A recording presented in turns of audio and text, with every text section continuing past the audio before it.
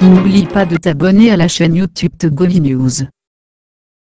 Et nous continuons par visiter les différentes rédactions pour la parution du jour. Et nous accueillons Ferdinand Haïté, directeur de publication du journal L'Alternative. Ferdinand Haïté, bonjour. Bonjour, chef. À la une du journal L'Alternative, numéro 802 du 4 juin 2019, on peut lire « Élection municipale, Pascal Bodiona déstabilise le RPT Unir à Aguanivé ». Oui, justement, c'est Pascal Bodiona, c'est l'invité surprise de cette élection-là, l'homme que personne n'attendait pour les élections municipales dans cette zone.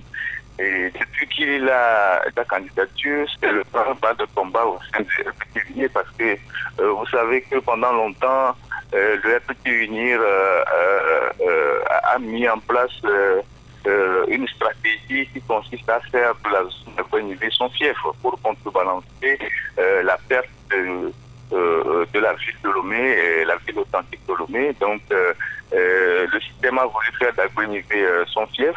Et on a bien vu que pendant longtemps, le centre-ville a été délaissé. Il y a les infrastructures qui ont été délocalisées vers Aguel, les routes ont été faites et tout ça. Sauf que cette stratégie a été mise en mal dans un premier temps par le PNP qui a survécu il y a quelques années pour contester ce fief-là à unir. Et depuis quelques jours, il faut compter avec un nouvel acteur politique qui s'était mis en réserve de la République. Je parle de M. Pascal Bodiona, qui a décidé à la surprise de compétir dans cette zone-là. Et donc, c'est de l'ancien ministre qui connaît bien le système, qui connaît bien comment les élections se passent, mais en difficulté le plan du régime qui consiste à s'offrir la commune d'Agué en toute tranquillité. Donc c'est on dirait un cheveu dans la soupe, ou bien comme on le dit souvent les Ivoiriens, c'est quelqu'un qui est arrivé par l'effet surprise pour mettre ça dans le HTK de unir. Et donc cette candidature est très mal perçue par le régime qui trouve à la présence de Pascal Bodiona dans cette zone une véritable menace. Voilà, donc vous écrivez Pascal Bodiona qui déstabilise le RPT uni à Aguanivé. Le pouvoir instrumentalise une association et la justice pour invalider sa liste. La conséquence est, comme on le disait dans le commentaire, c'est la machine judiciaire qui a été mise en branle depuis hier.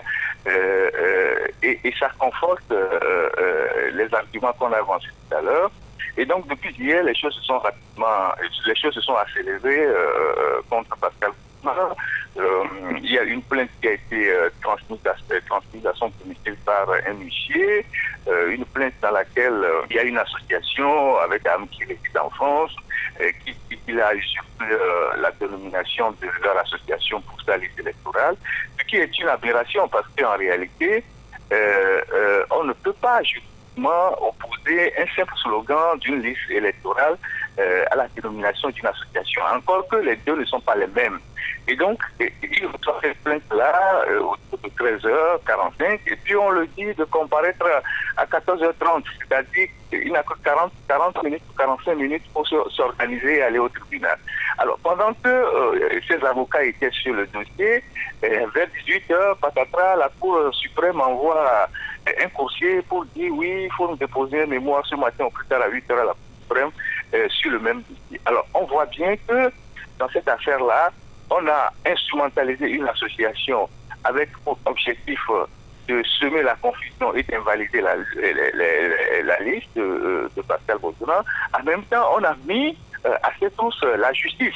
Et donc, c'est la preuve qu'en réalité, la candidature ou la liste de ce monsieur à Aguanivé est tellement rejetée par le pouvoir au point qu'aujourd'hui, on a sorti une tuerie judiciaire et une instrumentalisation d'une association dont les responsables ou la première responsable se trouve en France, pour essayer de mettre en difficulté cette liste de Pascal Boutouna dans la zone d'Agoué. C'est quand même incroyable.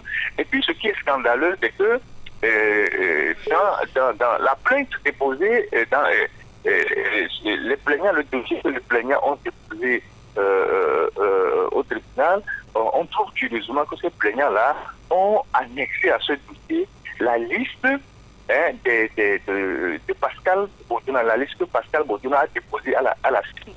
Par quel moyen des individus ordinaires ont pu avoir accès à la liste déposée par Pascal Boutouna à la CENI, alors que cette liste n'est pas dans les mains de n'importe qui.